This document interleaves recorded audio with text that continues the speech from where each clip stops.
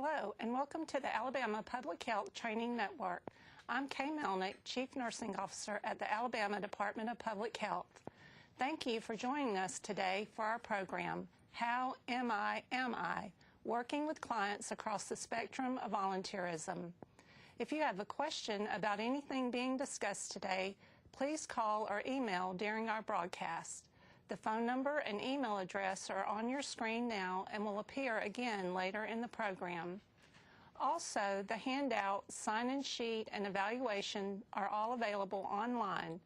You will need to register for this program in order to access those materials. Continuing education credits have been approved for nurses and social workers for this program. In order to receive credit for this training, you must watch the entire program, then complete and return the sign-in sheet and evaluation. While content may continue to be relevant, CE credit will only be awarded for 2 years for nurses and social workers, expiring on April 30th, 2021. If you are watching this program on demand and want to receive a social work CE certificate, you will need to complete the social work test and send it in, along with your sign-in sheet and evaluation. If you are watching this program live, there is no social work test required. For social workers, if you are watching this program live, it qualifies for classroom hours. If you are watching on demand, it is considered non-classroom hours. Before we get started, I would like to introduce our presenter today. Denise Crow-Clark is a licensed marriage and family therapist and board-certified telemental health professional. Welcome, Denise, and thank you for being here today. Thank you. Hello, everyone. I'm excited about being here today. As mentioned, my name is Denise Crow-Clark. I'm a licensed marriage and family therapist in the state of Georgia, and I'm also a member of the Motivational Interviewing Network of Trainers, otherwise known as MENT.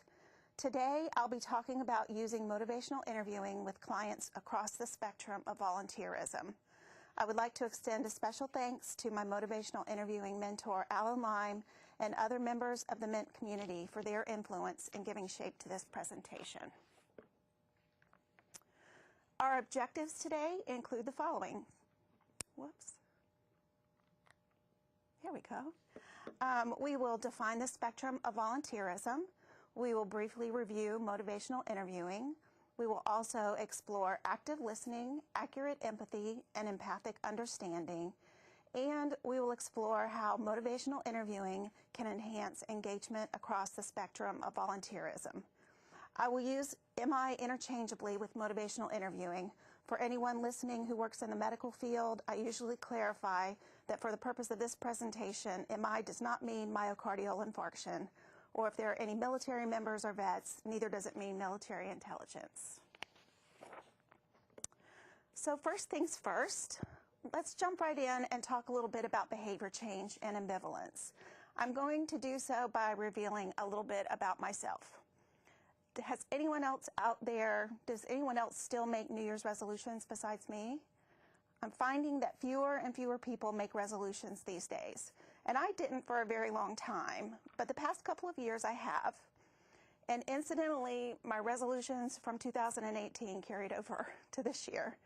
So number one was finish my dissertation and graduate with my doctorate. Number two was to run one race, a 5K or a 10K per month with my mom. And the third one was to get back down to my driver's license weight. So any guesses on how I'm doing with those resolutions? Based on the fact that they've carried over from last year, ought to give you a little bit of a clue. The good news is that even though I didn't finish my dissertation last year, I did make tremendous progress. And as of yesterday, I defended. So I'm finished with that. And the other good news is that my mother and I successfully completed one race per month last year. And we had so much fun doing so, we decided to do it again this year. And so far, we are on track. But about my driver's license weight, let's talk a little bit about ambivalence. Ambivalence is feeling two ways about something, feeling divided about some decision. There are perfectly good reasons on both sides of the equation for making a change or not. I have a lot of ambivalence about what it takes to get down to my goal weight. On the one hand, I would be healthier. I would feel better physically, mentally, emotionally. On the other hand, I do like to eat. And while I was working on my dissertation, I sat a lot in front of my computer, and that also had me super stressed. I'm a stress eater. So yes, I do complete one race every month, but I often don't get out and do my midweek training runs because of everything else that I just mentioned. And we've also had a lot of rain in the past several months, and who wants to run in the rain? And now it's starting to get hotter. And if I'm honest, I would rather do anything else but be out running in the heat. I'd rather be in the air conditioning with my feet kicked up and binging on Netflix. Hello, my name is Denise, and I am ambivalent. So I volunteered for my resolutions, but sometimes we don't get to choose the changes that we need to make. Clients come to us by a variety of means across the spectrum of whether they have volunteered or not. Some are self-referred and completely voluntary, and some are involuntary or maybe even mandated. Those on the involuntary end of the spectrum of volunteerism have a reputation for being more difficult to work with, but that isn't necessarily the case. Many involuntary clients have already decided to make a change before they come to us. And even for those who haven't, all hope is not lost. There are some strategies for working with these clients, and motivational interviewing is one of those. But before we begin talking about helping others make changes, let's take a moment to consider our own change behaviors. Think for a moment about a change that you have considered making. Think about, and that you have not yet done. Maybe it's something you know that if you made the change, you would be better off in some way. Maybe you'd be healthier. Maybe you'd be further along in your education or career. Maybe you'd be in a better place in your relationships. Maybe you'd be better off financially. So think about what you've thought about making a change and you haven't yet done. We all have things that we know we should change, and yet for a variety of reasons, we don't act on those steps. We continue to think about making a change without actually taking any real steps. Or maybe we take a few steps only to abandon them later for any number of reasons. So now think about, how long have you thought about making this change without actually making it? I often ask this question in in-person trainings. I never ask trainees what their change behavior is, because that's very personal. But I do ask them, how long have you thought about it? And responses have ranged anywhere from a few days to over 30 years or more. The point being is, change typically does not happen overnight. We tend to think about things for a while, strategize, consider the pros and cons, develop a plan of attack, gather our resources, garner support, and then sometimes we continue to sit back and think some more. As clinicians, if we know there are changes we should be making and yet we are ambivalent, why do we expect our clients and patients would be immediately willing and able to make changes, particularly those who present closer to the involuntary end of the spectrum of volunteerism? So what stands in the way of making that change? So in thinking about the topic that I just asked you to consider, the change that you have not yet made, what barriers do you personally have to overcome to be able to fully make that change that you're considering, a change that you have voluntarily been thinking about making? So some of the reasons that you thought about are some of the reasons why people don't change. The things that stand in the way of people not making a change vary, and they are very personal to each individual. Some of the reasons might be, for example, fear. People fear the unknown. How will my life change? What else might I have to give up? Or they fear the process. They want the outcome. They're excited about it, but they fear what they're going to have to do to get there. Maybe it's lack of resources. People don't have the resources they need to be successful. I can't afford those medications. I can't afford a gym membership. Maybe there's a lack of understanding. Maybe individuals are not sure why the change is important or necessary or why it would benefit them. Or maybe they don't understand what exactly it is we're asking of them. Sometimes it's lack of support. Often people don't have an appropriate support system. Maybe their social and family systems might engage in the behaviors that we're asking them to change.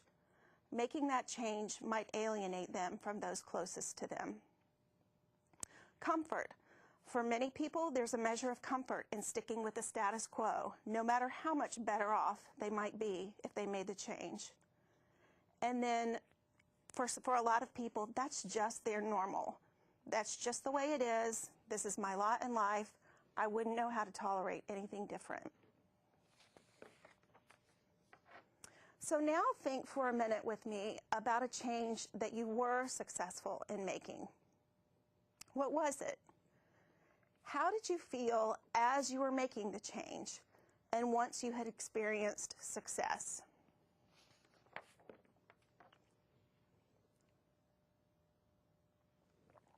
What motivated you? Who or what was your inspiration? What resources did you need? And how did you maintain that motivation?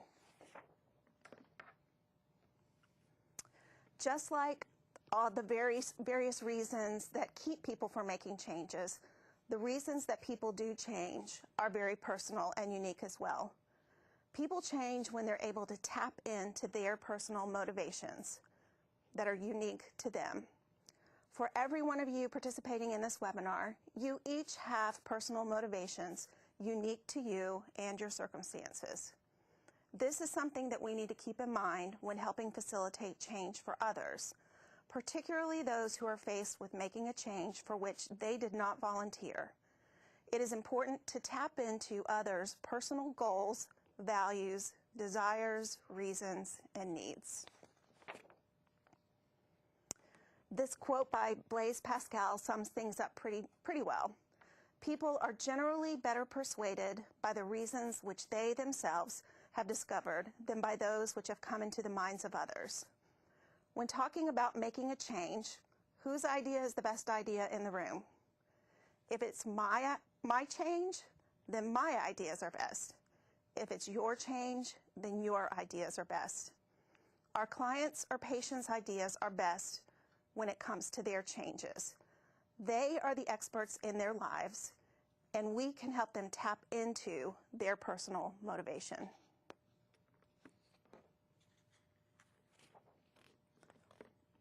This is where motivational interviewing can help. Motivational interviewing was established through the work of Dr. William Miller with the help of Dr. Stephen Rolnick. MI was established as an evidence-based practice with facilitating behavior change starting in the addiction field and then branching out into medicine, education, the justice system, and others. It's been through a number of iterations over the past few decades, and some things have changed regarding how we approach the method based in research, but the basic premise remains the same. Motivational interviewing is a type of compassionate conversation we have with others to help them navigate the process of change. Motivational interviewing may be defined as follows. MI is a person-centered, evidence-based, goal-oriented method for enhancing intrinsic motivation to change by exploring and resolving ambivalence with the individual. It focuses on the client and trusts that the client or patient is expert in their life and they are able to make informed decisions about life change.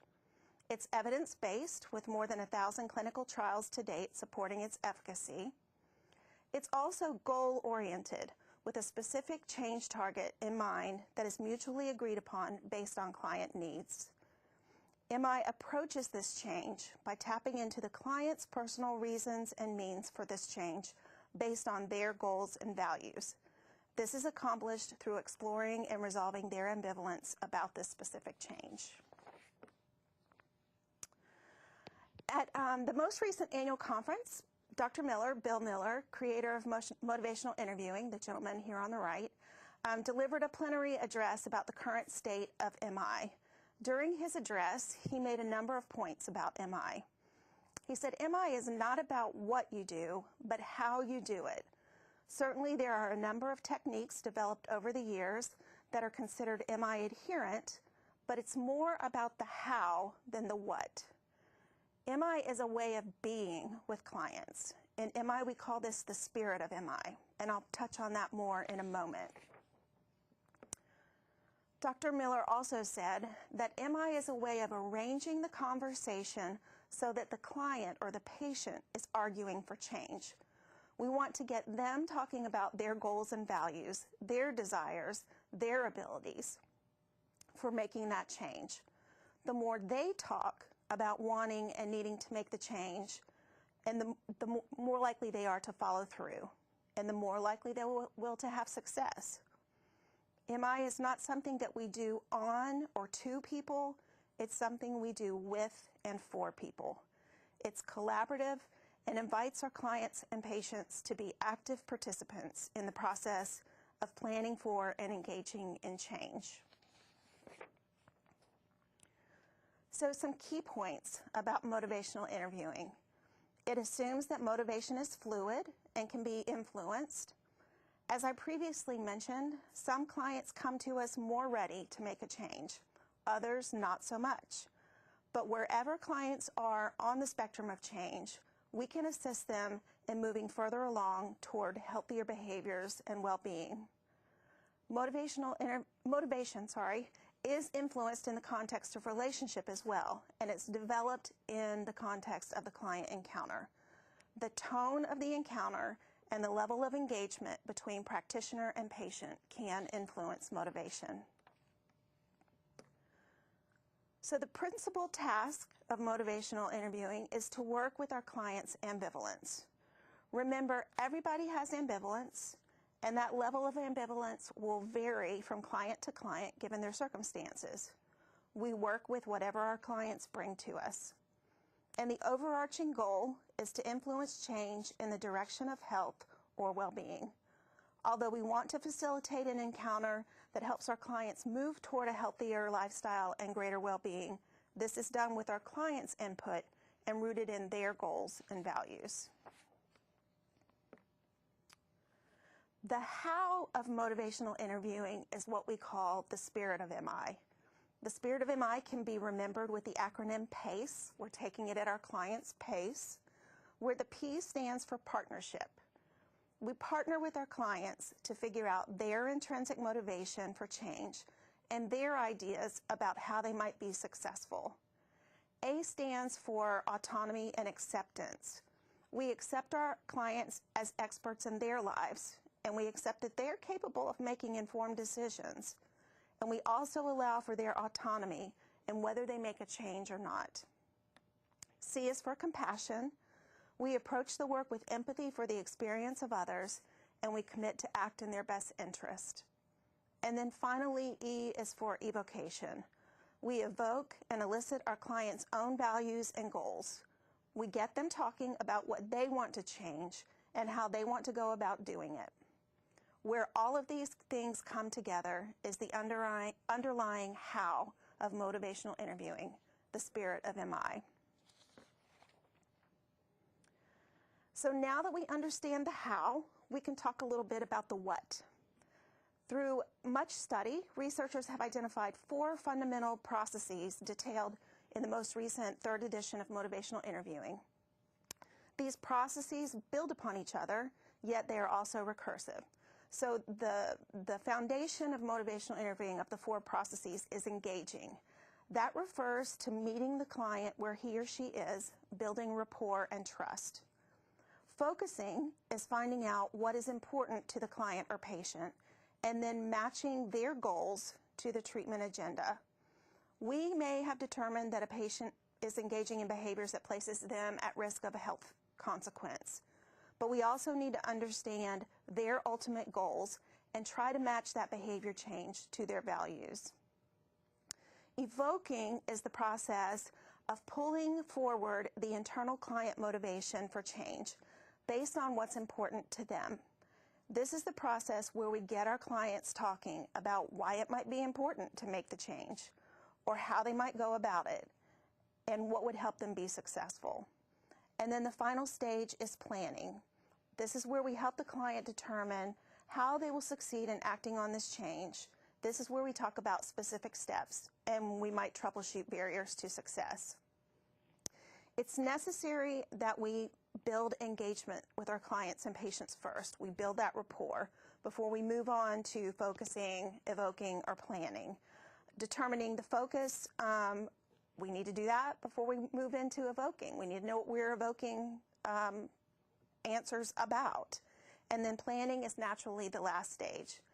But sometimes, remember I said that it was recursive, we have to step back down and rework some of those lower stages. And at any point in the conversation, we may need to re-engage or refocus. So it's important to be attuned to the flow of the conversation, to recognize when any one of these steps may need to be reworked. One visit we may spend entirely on engaging and focusing before we can then move into evoking motivation in the next visit. And beginning to develop a plan may not occur until much later. So it becomes motivational interviewing when the communication style and spirit involves person-centered empathic listening, and there is a particular identified target for change that is the topic of conversation, and when the clinician is evoking the person's own motivation for plans for change. It's generally believed that each of these components is necessary for an encounter to be considered motivational interviewing. Planning or detailing specific steps for making the change is not necessarily a part of an early motivational interviewing encounter, as clients may not have resolved their ambivalence yet and may not be ready to discuss specific steps.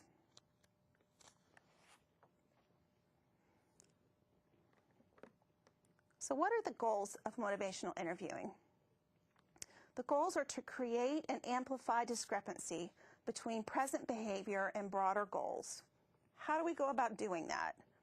We do that by creating cognitive dissonance between where one is and where one wants to be. For instance, this is what you say that you value and want, and this is where you currently are and what you're currently doing. What are your thoughts about that? We do this through asking open-ended questions and utilizing reflective listening that elicits client values and change talk. We get them talking about what they value, how their present circumstances conflict with these values, and how making a change would align better with their personal values. The clinician isn't arguing for change, the client is. One way to sense whether you're engaging in the spirit of MI is the encounter will feel like dancing versus wrestling. If we're in a tug of war with our clients, or we are imposing our expertise and ideas without collaboration and partnership with our client, we will know we're likely not exercising the spirit of MI. We might hear our client saying a lot of, well, yes, but, or feeling like we're getting a lot of client pushback. So speaking of pushback, in the past, when we experienced what felt like client pushback, we labeled that as resistance in past editions of motivational interviewing, and we talked about rolling with that resistance. What we have learned, however, through research is what feels like pushback is more about the practitioner style than any client characteristics. Labeling clients as resistant or difficult implies judgment, negativity, neither of which are hallmarks of motivational interviewing. MI assumes that clients are capable and willing to change. Thus, we now understand the importance of practitioner style, and particularly the importance of engaging, the foundational process of MI. So let's talk a little bit more about engaging. This is the first of the 4 fundamental processes. Until we accomplish engagement, it is difficult to move forward in the change process. And engagement not only undergirds the other 4 processes, it's something that needs to be attended to throughout all of the other processes at any given motivational interviewing encounter.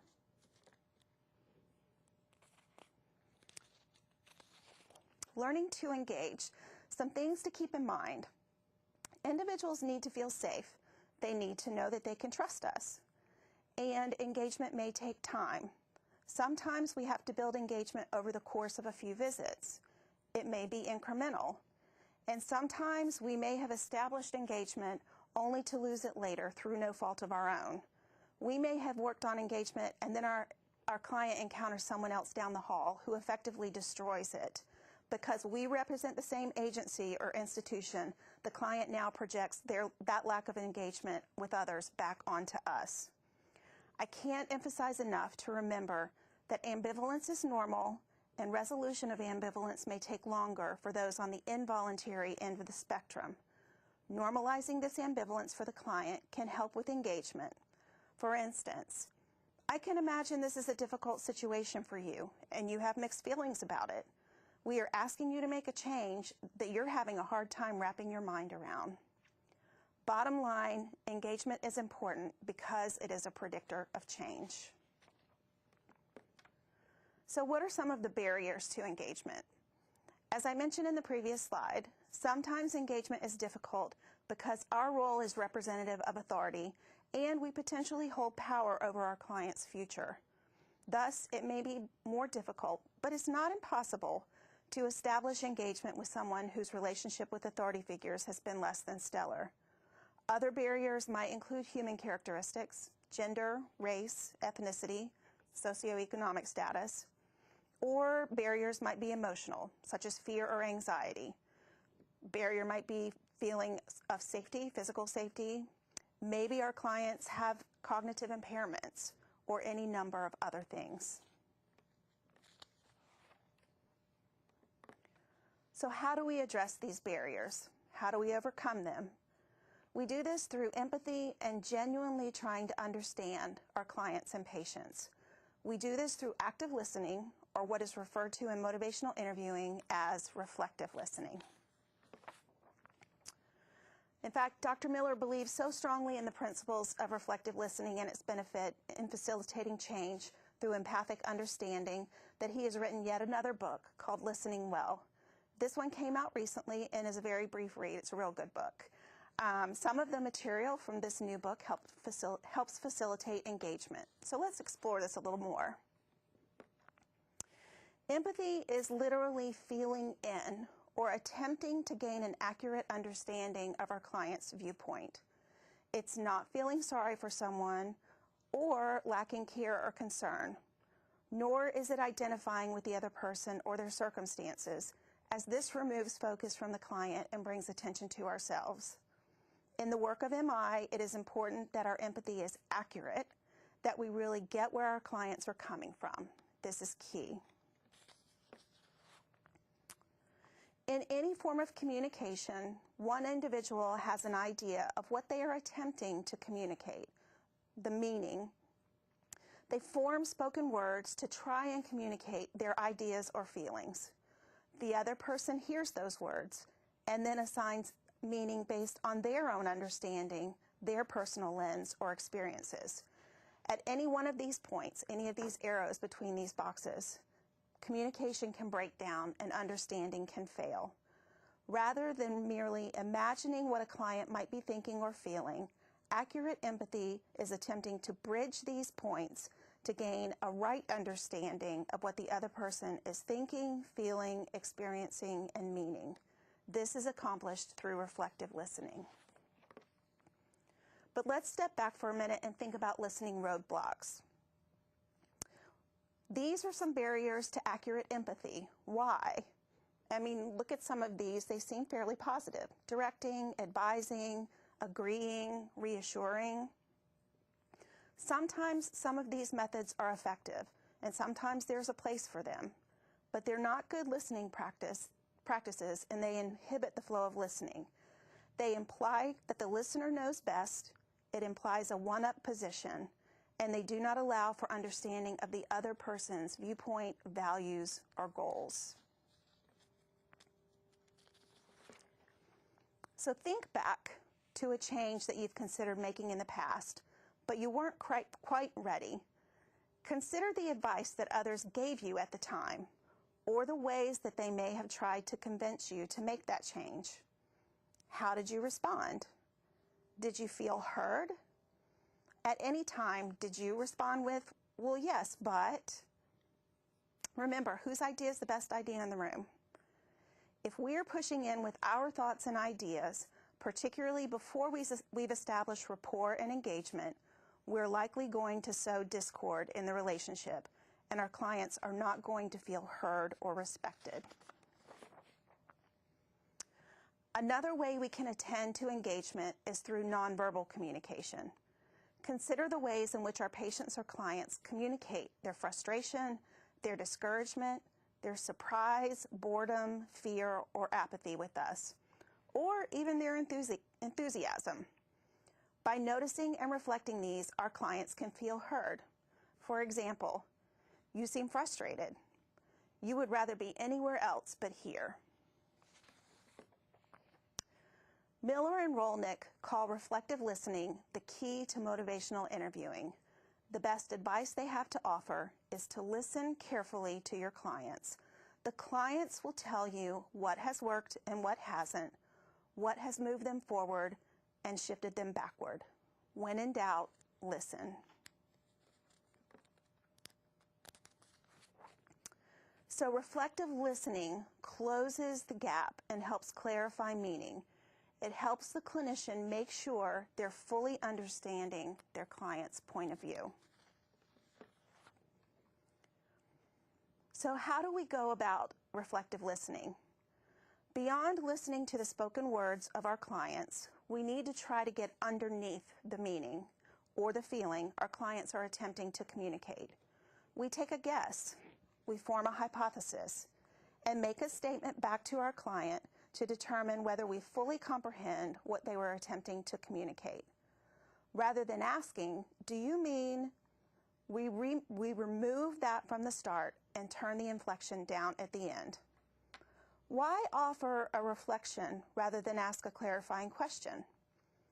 Because reflection can convey very different meaning and imply something different than a question. Linguistically, questions place a demand on the person for an answer. For example, imagine you're talking with someone expressing frustration about their mother. What might the differences in inflection and tone communicate? You're angry with your mother versus you're angry with your mother. Or imagine talking with a teen who has misbehaved in some way. What is the difference here? You don't see anything wrong with what you did versus you don't see anything wrong with what you did. A question implies something should be wrong, whereas the statement invites the person to respond more honestly and less defensively, more accepting and less judgmental.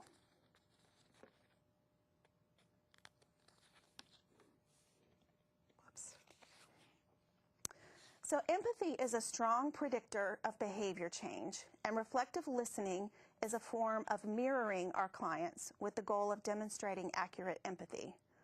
Language style synchrony, or how the client and therapist match the stylistic words they use to talk about the topic of hand, have also been found related to perceived empathy. So mirroring our clients and reflecting their communication helps them feel understood, can help increase engagement, and lay the foundation for behavior change. So in review, engagement is the foundation of the 4 processes of motivational interviewing, and attention to engagement needs to occur throughout a motivational interviewing encounter. Lack of attention to engagement has the potential to create relational discord in the encounter, which could be detrimental to facilitating change. Reflective listening is one of the techniques of motivational interviewing. When done with the spirit of MI, remember that's where partnership, acceptance, autonomy, compassion, and empathy come together, it has the potential to create accurate understanding, to help the client feel heard and a collaborative partner in the process. Reflective listening is also part of each of the 4 processes and provides clarity and understanding for clinician and client alike. When clients feel understood and accepted, they're more likely to engage in difficult conversations. And when they're invited into the conversation as an expert in their own lives, and their ideas are being elicited, and they're being given agency and autonomy in planning for the change, the likelihood that they will follow through will be increased. So even for our mandated clients, for those clients on the lower end of volunteerism, motivational interviewing can promote civility and respect. It can help increase our clients' understanding, and it can help increase our understanding of our clients' circumstances. It can help uncover our clients' motivation, which may be very different from what we might imagine. It allows us an opportunity to explore our client's line of reasoning, which then allows us opportunity to offer clarification. And finally, motivational interviewing promotes non-defensive behavior free of judgment. So in summary, ambivalence is normal. Remember, I asked you before to consider something that you had thought about changing and haven't yet done. We all have ambivalence. Motivational interviewing helps our clients and our patients resolve that ambivalence towards the goal of healthier behavior change. Accurate empathy is a strong predictor of behavior change, and the more that we're attempting to understand our clients and the more we get them talking, the more likely they are to act on that behavior change and be successful. Engagement is particularly important for clients on the involuntary end of the spectrum of volunteerism, and accurate empathy and engagement may be achieved through reflective listening. So do we have questions? We do have a couple of questions that were emailed in. The first question is, can you elaborate on the MI process with tobacco cessation and how successful it typically is? So motivational interviewing has been used for a variety of substances, tobacco, alcohol, other drugs, and it's been used particularly in a model called SBIRT, Screening, Brief Intervention, and Referral to Treatment. The outcomes for alcohol and other substances are somewhat better than tobacco, but tobacco outcomes are also good. One way, again, to do that is ask the client what they know. What do you know? Evoke their thoughts. What do you know about tobacco? And we didn't get into techniques of weighing the pros and cons, but there's one principle called decisional balance where you ask people, you start off with asking them, what are some of the good things about your tobacco use? It sounds counterintuitive, but sometimes it helps with that engagement. It shows that you're truly interested. And then following that with, and what are some of the not so good things about your tobacco use? And then in doing so, you start figuring out what they value, what's important to them, asking them about their goals. If they were to consider quitting, if you were to consider stopping tobacco, what would be your first step? Get them thinking about that. If you were to stop, how would your life be different? How would it be better 5 years down the road? If you didn't stop, how would your life be 5 years down the road, 10 years down the road? So ask open-ended, very evocative questions to get them talking about it, rather than offering, this is what it's doing to your body and this is why you should stop. Get them talking about it. As a follow-up, it sounds like you would always ask them the positive before the negative, or what's good versus bad, in that order? Yes, and so let me clarify a couple of things. In motivational interviewing, we try to avoid judgment, and so we don't say good versus bad, we say good versus not so good. And yes, we would ask, what are some of the positive reasons? That's part of the engagement process. But we definitely want to follow up with, what are some of the not so good reasons? Or what are some of the reasons why you would consider change? And that's another thing that we didn't have time for today, but what we want to get the clients and patients doing is is speaking their reasons for change. We call that change talk. And as we start eliciting that change talk from them, those are particularly the things that we want to reflect. We'll reflect, so some of the reasons why you still smoke are ABC, and on the other hand, finishing with that, and these are really the reasons why you would really like to change and how your life would be different. We want to end with, leave them with their own language about why they feel like they might want or should make the change. Okay, we have another question from Okay. email. Can you tell us a couple of examples of your most successful situations involving motivational interviewing? So I have lots of success stories, but I'll give you a little bit of background of how I got into motivational interviewing. My very first position out of my master's program was doing screening, brief intervention, referral to treatment in an emergency center. And so I was working the overnight shift in an emergency department and going in and assessing. We screened every patient who came through the emergency center for at-risk alcohol and substance use. And then I would go in and do an assessment and use motivational interviewing to do a brief intervention. And the staff in the emergency center weren't very thrilled with us being there at first. But one particular night, I walked into a patient's room, and as soon as I walked in, he jumped up, pulled out his IV, and was about to bolt towards the door. He was gathering up his stuff, so I stepped out, flagged the nurse, and I stepped back in the room and began talking with the gentleman. And then the nurse came in, and 2 police officers came in, and the man was nutting up. And I continued to talk to him in a respectful manner and turned to the nurse and the police officers and said, "Can I have a minute with them?" And they're like, "Are you sure?" And so, long story short, the man had a warrant for his arrest, and he had seen the officers walk past the window, and that's why he jumped up and was about to bolt out the door. But he needed medical treatment. And so, through asking open-ended questions, I was able to figure out why he was ready to bolt out the door and what was wrong with him. I was also able to help elicit his reasons why it might be better to stay. And through the course of that conversation, he calmed down, got back on the stretcher, let the nurse hook him back up to the IV. The officers went on their way.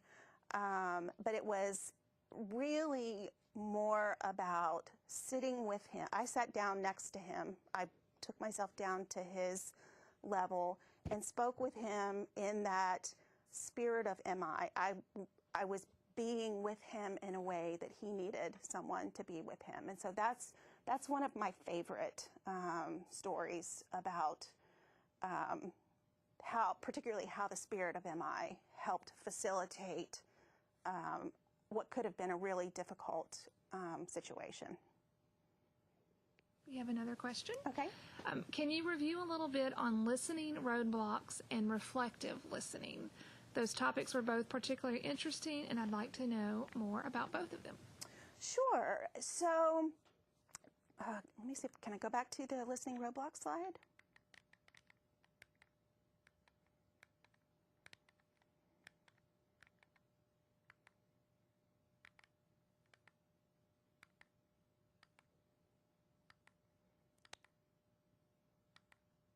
Okay, so these are some of the listening roadblocks. Directing, for instance, giving people information about how they should do, what they should be doing, how they should be doing. Warning, we tend to do this a lot as healthcare professionals. You know, if you don't make this change, this is likely what's going to happen. Advising, and in my professional opinion, this is how you ought to go about doing it. Moralizing, judging, those tend to have a more negative connotation. I know better than you. You don't know anything. Agreeing is what it sounds like, agreeing with our clients. Yeah, that's difficult. I can see why you're having a hard time with this. Shaming, unfortunately, we like to think that we don't, but sometimes we do shame our clients and patients. Analyzing, sometimes we try to figure out everything without asking for our clients' or patients' input. Probing, while it sounds like asking questions, can actually be more intense and more directed in the way that the questioner wants the questions to go versus following the flow of the conversation. Again, reassuring sounds like it's a positive thing, and yet it doesn't always keep the conversation going. And then the distracting is drawing away from the topic at hand. But each of these things is, again, it's where the conversation can be derailed from that goal that we are hoping to accomplish. Remember, if you go back to the definition of motivational interviewing, we have a change goal in mind. And some of these things can detract from that client-centered stance. Motivational interviewing was based on the work of Carl Rogers, who was very client-centered. And so some of these things, again, come back to the clinician's thoughts and ideas and directions versus eliciting from the client. So in reflective listening, we're asking open-ended questions where the clients and patients give us information. We follow the answers that they give us, all the while pulling out their change talk, pulling out their goals and values, and use those to guide further questions related to how they might want to go about making this change based on those answers that they give us. So it's not something, in theory it sounds pretty easy. Oh yeah, I ask an open-ended question, and then I'm going to reflect, and then we're going to get to the change, and we're going to make a plan. It's going to be great. But it's one of those things that requires a little bit of finessing and a little bit of practice, practicing that reflective listening and practicing not asking questions to get the conversation where you want it to go in a quicker period of time, but following the information, because a lot of times there's so much depth of information that actually in the long run will get us quicker to the change goal if we'll sit back and listen. I don't know if that answered the question or not, but I hope it helped. Can you think of any situation when you would not recommend motivational interviewing as being the best option, and what would you recommend in that case? So I don't know that I necessarily have a recommendation specifically. I think it would be situation specific, but motivational interviewing is not an end-all be-all for everything. And especially in situations where situations of life and death, and something has to happen immediately. Sometimes as experts, as clinicians, as treating professionals, we have to step in and do what we need to do before we can later and stabilize patients, stabilize the situation before we can get to a place where we can have this conversation. Sometimes clients with cognitive impairments may not be able to have these kinds of in-depth conversations that we're talking about with motivational interviewing. And again, I can't really say what necessarily is the appropriate modality or tools to use then. It would just depend on what's going on. One beautiful thing about motivational interviewing, though, is it's not meant, we're discovering more, and Dr. Miller this was another thing that Dr. Miller talked about, we're discovering more that rather than being something that we isolate and only use as a tool in working with clients and patients, it couples beautifully with everything we already do. And so it can enhance cognitive behavioral therapy, dialectical behavior therapy, psychoeducation that we do with patients. And so it's something that we can add to our toolbox to create synergy and better outcomes. Okay. How do you recommend dealing with a patient that is adamant they do not want help and are not willing to work through the MI process? That's a fantastic question, and it happens more often than you would like to know. So that's something to start off by reflecting. I see that this is difficult for you, and you don't want to talk about this. And it seems counterintuitive, but sometimes just asking, can you tell me a little bit more about why you don't want to talk about this? And see if that gets you anywhere. Asking those open-ended questions, reflecting their frustration, reflecting whatever they're giving you.